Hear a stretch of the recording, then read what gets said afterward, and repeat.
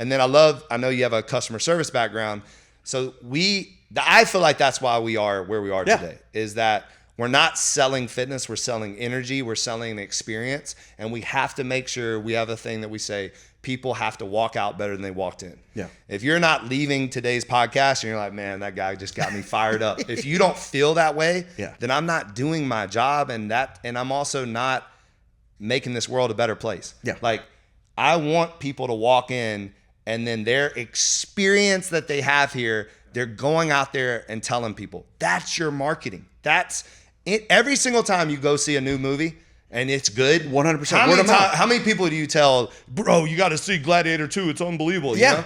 And why aren't we doing that with our businesses? Why are we not doing the same thing? You go to a good restaurant, you're going to tell people. Yeah. So gyms, selling water, anything, it's all the same. It's all the same. And I actually have read a bunch of books on hospitality and restaurant business, because that's one of the hardest businesses there is. So if you can learn from the restaurant business, so like Danny Meyer's books, it's Set a great the book. Table, Unreasonable Hospitality, all these things, we apply them to our business. So I truly feel like, and again, we're not perfect, but I think we run our gyms more like a restaurant than we do a gym. Right. So look, you're thinking about it even differently. You're not competing with in theory, you're competing with the other gyms, but you're competing with the best of the best. So you're competing with Danny Myers, right? You're learning from him.